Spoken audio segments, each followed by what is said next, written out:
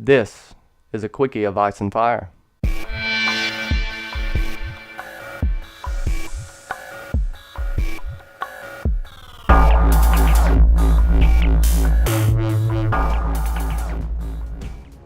Aegon the First Targaryen. Aegon the Conqueror. How do we begin to discuss the enigma that is Aegon the First Targaryen? Husband of 2 wives, father of 2 sons, dragon rider, and uniter of the 7 kingdoms under one throne. Diplomatic when possible, yet able to use all weapons at his disposal, if necessary, including dragons. This is where we come to the crux of the matter. Much like the Iron Throne, the kingdoms were welded together by dragon fire and smelted into a new creation in the image that Aegon desired. With the aid of his 2 sisters, as well as the army that he gradually assembled, he created the Westeros that we know today.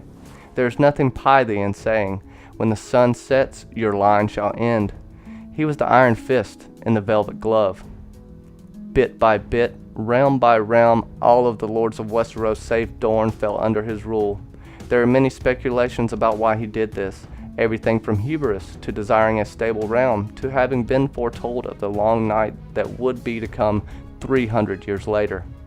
At the end of his 37-year reign, he left to his son Aenys a realm that was ready to rule.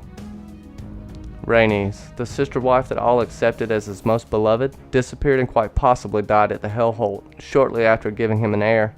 We will speak more of her later, but it must be stated that in its own way, this crushed him.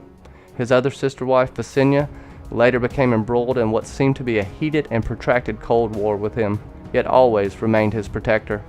Early on, he could still her hot-headedness, but this gradually became more and more of a Sisyphean labor.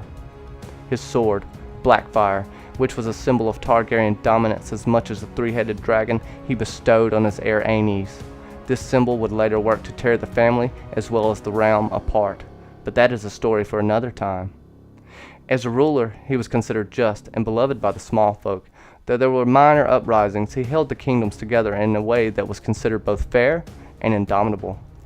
He knew when to use the stick and when to use the carrot with the nobility. He always left dignity to the lords who bent the knee to him.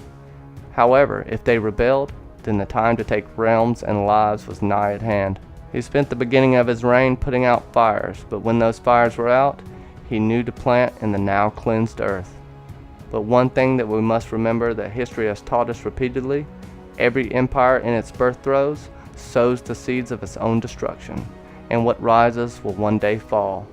This story and the players in the game will be covered in the weeks to come. Why do you think Aegon conquered the 7 kingdoms, and what are the implications of his rule?